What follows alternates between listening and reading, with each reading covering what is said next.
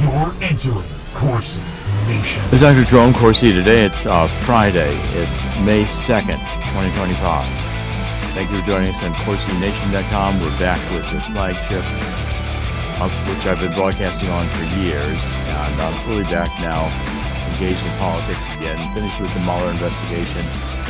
Divorce is going on. My wife completely flipped out after 32 years of marriage. I had an affair, so I thought it was good to ditch the 32-year-old marriage.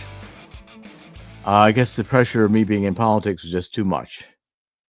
And she'd been begging me to quit, and God took her out of my life. I'm back here now doing politics. I want to start out today. By the way, you can follow us on X at Corsi Jerome 1, and you can follow us on Substack at Jerome Corsi PhD. JeromeCorsi.phd.com. I'll put it back, Chris. It's Jerome Corsi PhD.substack.com. Jerome Corsi PhD.substack.com. We're doing stories there almost every day. And I want to start out today with a story about Zelensky and Ukraine. A Gateway pundit is covering that Zelensky is saying now that this May Day parade, which is in Moscow, and he thinks what he's going to do is he's going to try to attack the May Day parade, and 20 heads of state are going to be there. So he's saying, well, we'll just attack it. He's got a video out where he's saying that when is the parade? I guess the parade is coming up May 8th. No, it's coming up. I guess May Day is right away. So May 9th, the May 9th Victory Day parade in Moscow. This is the end of World War II parade. And many of these 20 heads of state, including Xi Jinping, is going to be there. And so Zelensky says, well, maybe I'll just attack it and kill all the heads of state. Okay, now this nutcase, Zelensky, needs to be completely reined in. Trump is saying to him, you don't have the cards. Well, that's a good way to put it. But it would be better if Trump just said, hey, Zelensky, you lost the war. Okay, let's give it to him. That's not, with a guy like Zelensky, it can't be metaphoric. The guy's not that bright. He's a comic. You know, he's wearing an outfit. He's playing a role.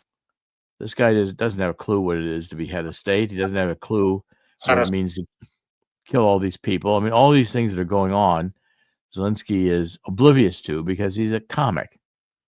Okay, he's not a serious political actor. He has no background doing what he's doing. He's a cokehead comic and a jerk.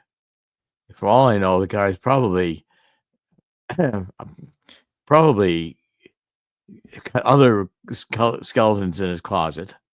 Certainly, he's owned by Kolomoisky and Pinochet and the other oligarchs who rule and control Ukraine. Certainly, he's not in control of anything except his cocaine habit. So you tell him, look, Zelensky, you lost. You fought. You killed all these people. Russia's got 2 of your provinces. They got Crimea. In fact, Obama didn't do a damn thing. You let the Russians walk into Crimea and take it. He didn't do a damn thing. Okay, so you think the United States supports you? Well, why aren't you complaining about what Obama did? Okay, the State Department and Soros and Hillary Clinton have just destroyed Ukraine by pushing it to come into NATO and pushing NATO to the edge of the Soviet Union. The fundamental understanding of the Democratic Party is the Democratic Party became a communist party.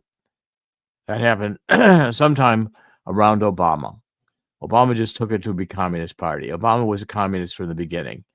He was raised by Frank Marshall Davis. I pointed this out extensively in my book on the Obama Nation, which I wrote in 2008, exposing that Obama was raised as a Muslim and he was raised as a communist. Probably a CIA plant. The CIA probably decided that by the time Obama grew up, they could have a black president, and he was hip-hop charismatic, so he was their joker. They tried to position into the role. Every time Obama had this favored life, you know, he ends up at Columbia. He didn't go. Ask Wayne Allen Root. Okay, so Obama turned the Communist Party, made the Democratic Party communist. Now the Democratic Party, fall of Berlin Wall, the Communists and the Democratic Party hated Russia because Russia renounced communism. Russia told the world communism, which has now, by the way, killed 100 million people worldwide. Got here the little black book of communism. Communism just murders people. That's all it does. It's all this big talk about utopia and the sexual revolution and love and peace and all that BS. Okay, so Zelensky needs to be reined in. Say to him, number one, Zelensky, you lost the war. Number two, you killed a lot of people. And as far as I'm concerned, you're an international criminal. And number three, you're out of money. And number four, we're not giving it anymore. And number five, you better start behaving. Because if we let you loose, I don't think I'd want to deal with Kolomoisky when you're not going to be able to deliver to him the rare earth minerals you signed over to Trump. So I think, Zelensky, you're the one who's got the problems, not us. Okay, and Moscow is, I think, in control here. Moscow is sitting in Crimea. Moscow is sitting in these two provinces in the east of Ukraine. And Zelensky, you better smarten up, because your big talk trying to say you got to give us security. We don't have to give you anything. We don't have to give you a damn thing. You take your soul and go to hell. But you're not getting any more money. You're not getting any more arms. You lost the war. You better smarten up. Okay, so that's the basic way to talk to Zelensky. And if Trump starts doing that, we'll get some progress. And I think Trump's about 1 inch away from it if he's not already there. Okay, so I want to move on to my second favorite story of the day, which is that Trump signed an executive order and he defunded NPR and PBS. And I think it's a little bit early in the morning here, but it's probably time to pop some champagne over this one. Okay, these are two worthless organizations. And what Trump did in signing that executive order is that National Public Radio, PBS, Public Broadcasting System, got their plugs pulled. So all the liberal crap that they've been dishing out for decades, all things considered, and the NPR patter talk, they got a pattern. You can't get on NPR unless you get their cadence down. You got to go to NPR school to learn how to talk like your NPR. Then you can do all things considered. And with that, you can pump out leftist propaganda. Okay, so now, of course, the Democrats are going to say this is censoring. This is censorship. No, you talk your liberal crap anywhere you want to talk it, but we're not paying for it. Taxpayers aren't paying to be indoctrinated. Okay, so the Corporation of Public Broadcasting will sue. Oh, you can't take our money away. We have a right to that money. No, you don't. Nothing in the Constitution says we have to fund anti-American propaganda. You guys could do it. I'm not going to put you in jail for doing it, but don't expect to get public funding for doing it. Okay, and the social, by the way, this is all these left media matters. Take its money away from it. It'll blow up and die in the wind. It'll blow away. And shutting down USAID is one of the best things we've done. Shutting down all this money the Democrats have been stealing. Let them all bitch and complain about not having any more money. Okay, so NPR, if it has all these member institutions and all these member stations, and they get their funds from all the broadcasting they do, fine. Let them operate like a normal commercial enterprise. If they can make it, fine. If they can't make it, I'm certainly not going to miss them. Okay, now I want to cover one more story, and I want maybe two more, and I want Chris to come on. But the breaking stories are that Trump just ended Harvard's tax-exempt status. Okay, so Harvard is now going to have to pay taxes. Okay, Trump just posted that on Truth Social. And revoking the tax-exempt status, Harvard said that would be unlawful and would endanger our ability to carry out our educational mission. Who gives a damn? I'm a Harvard graduate, a PhD from Harvard. Increasingly, they're just teaching nothing but Marxism. We don't need them. Okay, also, the government has frozen $2.2 billion in federal funding to Harvard. Well, Harvard can dip into the endowment. Okay, maybe the endowment will now become taxable. Maybe they'll hire fewer communists. I mean, there's the DEI that has pervaded Harvard. Someone like me could not get. They would never consider me to be a teaching position these days at Harvard or any other major university institution in the country because I'm not a communist. If you don't hate America, the faculty will not vote you on to get a teaching position. Not that I want one, but the point is, it's about time that we understand that these universities are bloated, leftist, anti-American, anti-God institutions, and we don't need them.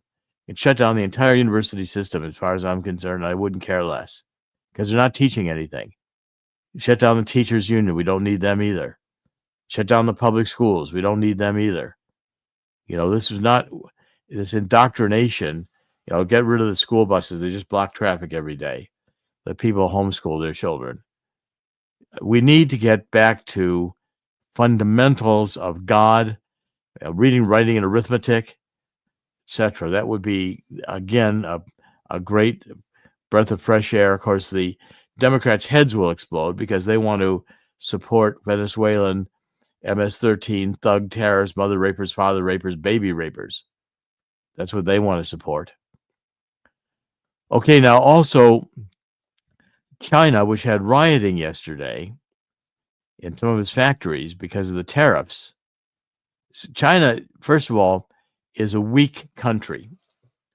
And if we take away the cheap slave labor manufacturing in China because we bring it back to the United States, putting tariffs on all their goods, China will have an economic collapse. Okay, so China, first of all, a lot of China is not fit for agricultural land. Traditionally, China has been a peasant country, where few people learn how to do rice paddies and they grow rice and they subsist on rice. It's a peasant economy and it has been for centuries. Now, Mao came along, he did the great leap forward and he put all these collectivist institutions and did collectivist farming, killed millions of people. They starved. And he didn't care. He's a communist. What does he care about people? He cared about power. And that's a great lie of communism. Okay, so China has now said it wants to start trade negotiations with the United States. Look at how all these countries are coming around. The key is we're going to take the money away from China. I'm sorry, China. You can have all the slaves you want. If you put them in all your cities, take them off the land, you can put them through the Cultural Revolution and give them little red Mao books, but you can't feed them. Okay, and so now there's going to be rioting in China, and Beijing is going to beg Trump to negotiate the tariffs. If Trump holds his line, he'll break China's back. Now, what China is doing, and the entire configuration here, is that China, the whole New World Order plan was that all the manufacturing would go to China. So the United States, Western Europe, and all the other industrial countries would be crippled because we can't compete with Chinese slave labor. The New World Order, Klaus Schwab, who, by the way, has resigned, and I'm sure there's a sex scandal there. Seems like he liked rub-down massages in his hotel rooms, that he went and told his subordinates, go get some ATM money because I want a massage. Didn't want it to be on the books. Well, he got caught. Okay, so he should have just paid for his own damn massages.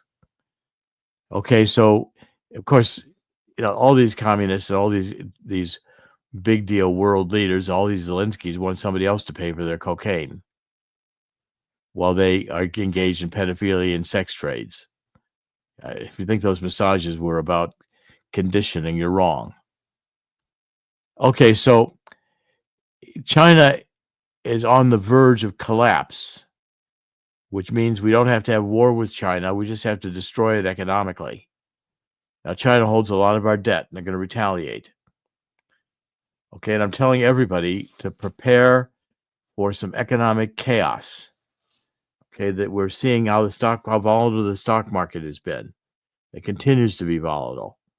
Okay, so I think yesterday it went up a bit. It went up, 83 points, but it's just trading at 40,752. Now, I think it should trade around 35,000. I think that's where it's headed. A lot of people are going to lose a lot of money. It was trading at 45,000, if you remember. That not very long ago, when Biden was in there pumping money through the Fed that we don't have so the Democrats could steal it. The money is the key. And Pam Bondi should be investigating every single member of Congress who's a millionaire and how they got there. Inside trading, Nancy Pelosi got the most criminal Congress. Bribery is the course of the day. They stay there term after term after term, and they get wealthy. Okay, that's got to end. Harry Truman said the only way to make money in politics is if you're a crook. We got a lot of crooks in Congress. Okay, so right now, gold is still trading very high. Gold is still at over $3,000 an ounce. When I started talking about this, gold was at $1,800 an ounce. Okay, now, for those of you who have any good sense, you're going to talk to Swiss America. Gold's at $3,255 an ounce, and silver's at $32.44 an ounce. Okay, now Chris will show you the Swiss America website. I've been predicting this for years, that how an historic crash, global crash, is going to create an historic gold rush, and it's happening. You're not participating in it because you don't want to create a self-directed IRA. If you have an IRA, you better listen up. If you talk to Swiss America, you can get a self-directed IRA, which means you can determine your own investments. You can invest in gold and silver, which you can then hold in a depository in Delaware, which has been created for the purpose of working with the IRAs, okay, by Swiss America. You get a Lloyd's of London guarantee that the physical gold and silver is really there. And then instead of losing money in the stock market, and how many of you have your IRAs in mutual funds? Oh, well, mutual funds, you could switch funds. You go into bond funds. The bond market's crashing too. Who wants to buy U.S. bonds when we are using the entire tax revenue of the United States just to pay the interest on the debt? Okay, so Swiss America will also let you, if you're a first-time buyer. By the way, the 800 number to get a free copy of this book. I'll talk about getting self-directed IRAs, get a copy of the book, 1-800-519-6268. Write it down, 1-800-519-6268. Every day you don't do this, you risk losing money. You wake up one day, the stock market will have lost 8,000 points. What are you going to do then? Cry? Throw your heads up and scream? You lost your IRA money? Well, you better take precautions now, because gold is going to go to $4,000 an ounce, and it's just getting started because it's real value, tangible, not a stock. And by the way, if you think the stock market is going to remain strong, you're going to have Facebook, you have Google, you have other major companies who are under pressure right now because they are violating antitrust laws. You don't think Google is violating antitrust laws? Go look at its search engine. Don't think it's violating free speech? Try to find a conservative article in Google. They've erased them all from the internet. Okay, and take a look also at others, but this, you get this Walking Liberty $50 special one-time offer if you become a customer of Swiss America. And what that does is it allows you to get 250 of these Walking Liberty $50, which is about 99.99% silver, 250 of them, and silver will appreciate. at least you've got some metals you can own. So in Swiss America, you can buy metals. You can also, and you'll own them. They'll ship them to you. Don't do these gold stocks and all the other things. Those are all, I think, not the way to own a tangible asset. You want to own this gold and silver. And if you're smart, you'll listen up and call Swiss America to start getting some consultation. Educate yourself on investing in gold and silver. Our housing market's going to crash. It's a bubble. Commercial real estate's going to crash. It's a bubble. There's too much debt out there, and it always crashes. So the Biden drunken holiday is done. And Trump understands that we can't be running a deficit like we're running it, with all of this money just being spent to be stolen by the Democrats to go into Black Lives Matter and other insane studies of transgender mice. Okay, now the whole world, I think, is finally waking up. And I'm watching very carefully the Vatican in this conclave. And what I'm seeing is that there's a movement. Of course, about 2/3 of the cardinals have been appointed by Francis, and Francis is now dead. They decided to kill him, I believe. Decided what get it over with. They were trying to debate what they were going to do.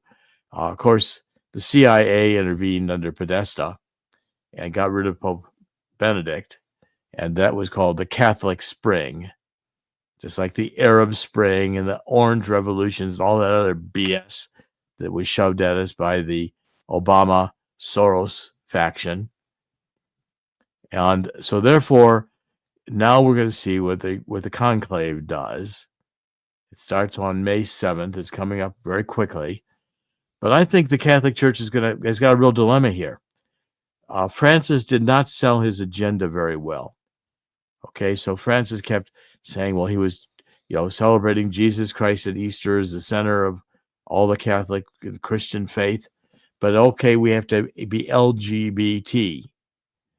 We've got to have the synodal movement, synods.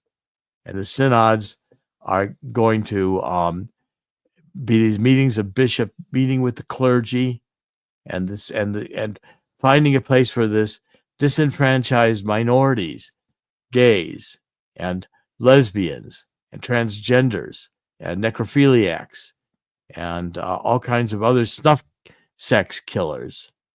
These are just misunderstood. We have to make room in the Catholic Church for them. Give them a seat at the table. They're good Catholics. They just have this problem. They like sodomy.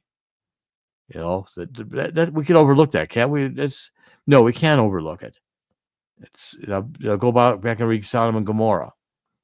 Sex was not created for these perverse acts. God created sex in order to procreate the race, and we should treat it as sacred in order to bring in children to the world, which is a miracle, and stay together in marriages, which is to raise children in a moral education. Okay, so the Catholic Church, I think 50-50 may just tell these leftist pope, and the cardinals themselves may say, go back to what Bezmenov, who was a communist who defected in the 50s, 60s, 70s, that period of time, and did a lot of videos, and said the communists push, then they have a period of normalization.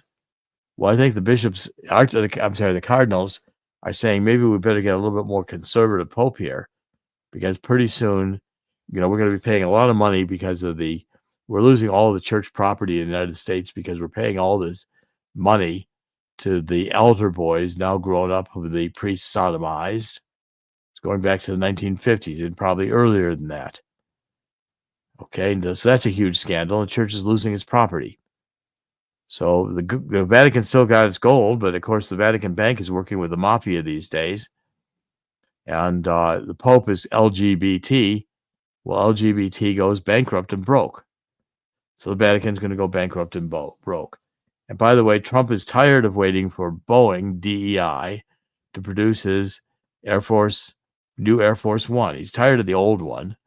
He had too much, Obama and Biden into it his first term, which the Adam Schiff nutcases, woke idiots in Congress engineered. in order to destroy Donald Trump's last 2 years of his first term with impeachment hearings. And by the way, they'll do it again. Now, on China, the solution on China, and I'm continuing to push, and Chris showed this article I've done on this port in Chile, which is the Copia Port E project. It's a deep water port on Chile's coast on the Pacific side of South America. Okay, now my friend and co-author, Todd Callender, owns, through his insurance investment trust, owns the rights to this port. And what the rights give him is the ability to develop it as a deep water port. I think it's the only deep water port, natural deep water port, protected, because it's protected by this kind of peninsula-like structure. There's my article, and one of my 2 articles on it. I'm basically saying that we could grab this from China because Todd Callender has an MOU in place, a memorandum of understanding for China to come in and develop the port. There, Chris is showing you. I've also did a podcast with Todd Callender, which he explains all this. If China gets this port, China will have a grab and hold on South America. China's got the Panama Canal. We're trying to get away from them. China has a port in Peru. Now, if China gets this deep water port, it cuts off 15 days of shipping because China does not have to ship out of Buenos Aires and either go around the Cape or go all the way through the Panama Canal. China also can bring out the agricultural goods from Argentina because into this port in Chile, there's 2 low gradient mountain passes through the Andes Mountains that can truck in the agricultural goods. Marco Rubio looks to me like he's right now kind of like a deer in the headlights. He's got so much coming at him, and it's so overwhelming as Secretary of State. He's just getting hold of the job. But Rubio's got to understand that we cannot let China get this port. If they do, this is their Belt and Road Initiative in the United States. Because once they control South America, there's been the whole deal going back to the Security and Prosperity Partnership in North America. Have our goods come into deep water ports in Mexico, up through the Trans-Texas corridor to a Mexican custom office in Kansas City. Well, Phyllis Schlafly and I were able to end that nonsense. And by just pointing out to Americans what globalism really means. And by the way, if we ship all of our jobs to China and the middle class doesn't have any money to buy these cheap Chinese goods, what difference does it make? Well, the whole point of the globalism is to kill the middle class and to depopulate the earth. These demons want to do that. And what they're into is pedophilia, child sex trade, importing cocaine and fentanyl, killing people, and making money on it. And the Vatican was knee-deep in that. Actually neck-deep in that. Okay, I pointed that out with Mike McCormick, and we'll be doing more. The Catholic Church is about to undergo a massive download of information, which it won't destroy the Catholic Church, but it could destroy the woke in the Catholic Church, and it could subject them to criminal prosecution. And by the way, we've got the goods on it. I've been publishing and writing it. Mike McCormick has been doing it in his book. And 2 books I really want you to focus on are Craig Lund's Silicon Satan. We really see the baby killing, baby eating, ritual evil of our Silicon Valley elite, our Hollywood elite, our Washington elite, P. Diddy, Epstein. By the way, Pam Bondi, why aren't you releasing all the Epstein material? Who are you protecting? And the Catholic Church, Mike McCormick, an almost insurmountable evil. And it's how Obama's deep state defiled the Catholic Church and executed the Wuhan pandemic. Okay, 2 books that are very important, and we're going to be, a lot of themes are going to be coming out of these in the next few months. People are going to go to prison. Last today, a major announcement this week, which the mainstream media has chosen to ignore. And that is that President Trump tasked Alina Habba, one of the White House counsel, who's also acting attorney general in New Jersey, U.S. attorney in New Jersey, as her job as legal counsel to the president. Trump said, put together a task force with Christine Noem and DHS and with Kash Patel and the FBI and go after voter integrity. Now, this is an extremely important event because it combines DHS, and Trump is going after an intelligence operation here because we can prove the foreign computers have penetrated our election system. And this includes the algorithms, which we've been talking about, the state Board of Election databases, and it also includes the computers that tabulate our election results. We got to get rid of the computers. Computers can be penetrated and they can be manipulated.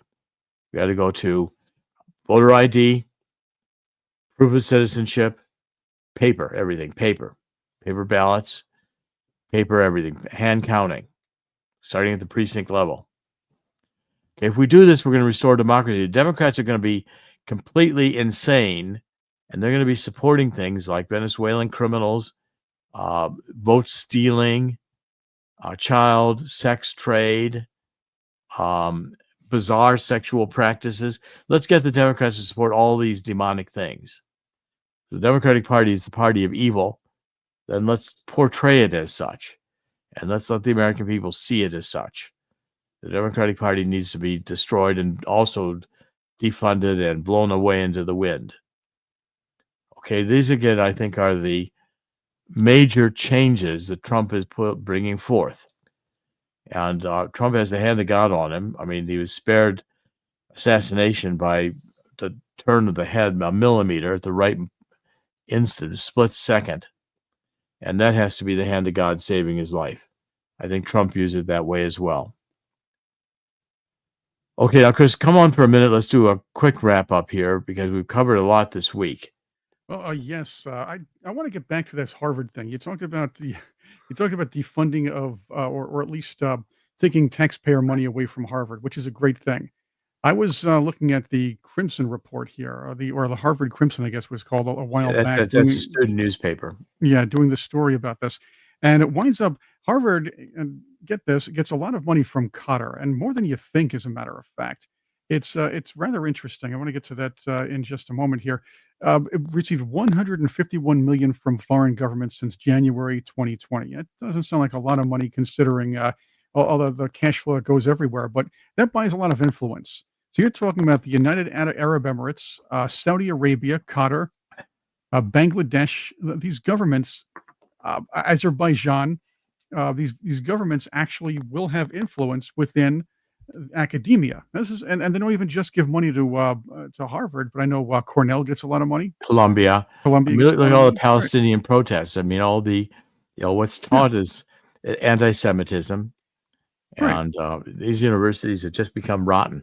And because influence was bought there.